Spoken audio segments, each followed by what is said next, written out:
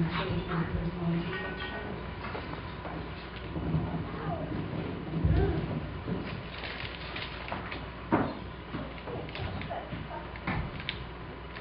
and Paul have chosen to exchange rings today as a symbol of their commitment to one another. Made from metal drawn from deep within the earth, may these rings remind you that your love also must be drawn from deep within you. Forged in heat with great effort, may these rings remind you that your marriage is also crafted daily and tempered in the forge of daily giving and forgiving. Bright like the sun, may these rings remind you that your love is meant to illuminate your lives. Round like arms of embrace, may these rings remind you that human love is a gift to this world.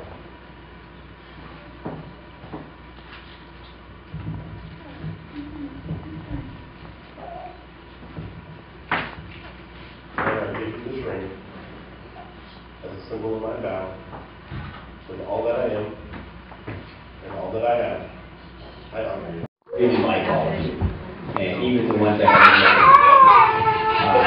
But as my late Aunt Hazel said, I'm not finished yet. I'm Paul's dad. I talk. People who know me think I talk a lot. But to try to prevent getting too carried away with my rambling, I've made notes. I had a little practice on this a couple of years ago, or almost 3 now, when Paul's brother Russell and his wife Candace here got married. I said then, and I repeat today, that I very much look forward to being a father. My dad died when I was 1, and for the last 61 years, my older brother has gotten stuck with kind of filling in as my unofficial guardian. I really look forward to this. I had a niece Kim, and Paul has an Aunt Lois who I got practice on as being my little buddies, but it was really fun to get a couple of little guys of my own that I could enjoy all the time. Having your own little guys is one of the most wonderful things in the world. But it is also sometimes one of the most tedious things in the world. Bedtime doesn't go away just because you felt like watching a TV show or you had some work to do. It's there all the time. And some mornings you wake up to Christmas morning, and some days you just wake up to remember you're late for swimming lessons. So that's how it goes on.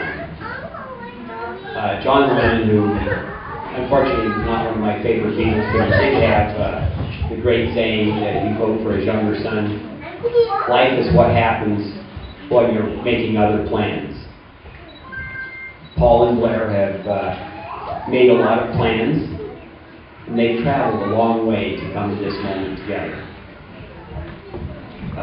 They have each faced success and adversity on their own, and they have faced those together.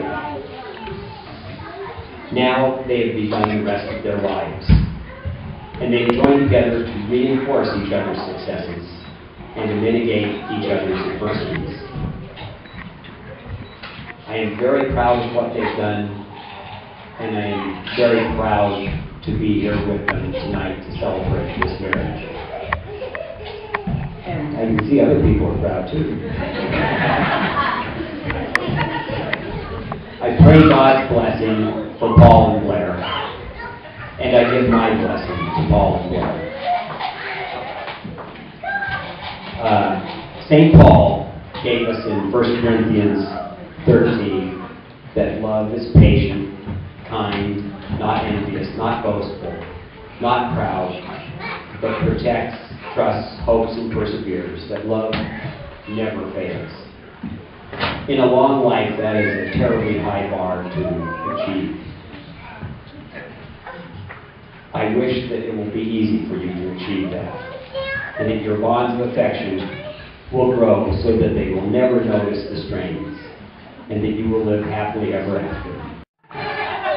But, you know, what I have to feel for Paul and Blair, my daughter, can only be said through the heart.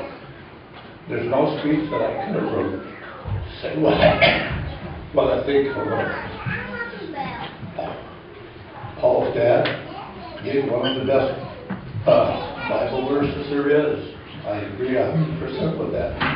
There's a lot to say about her and what she's been through, and finding Paul was a big blessing to her. And to me, quit worrying about that.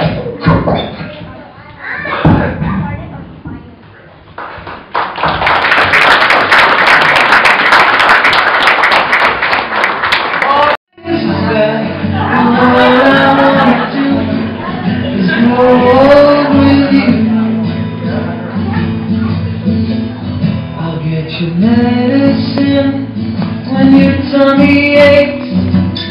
Build you a fire if the furnace breaks. Oh, it could be so nice growing old with you. I'll miss you, kiss you, give you my coat when you are cold. Need you, feed you, even let you hold the remote control. So let you do the dishes in our kitchen sink, put you to bed when you've had too much to drink. Oh, I could be the man who grows old with you. I wanna grow with you.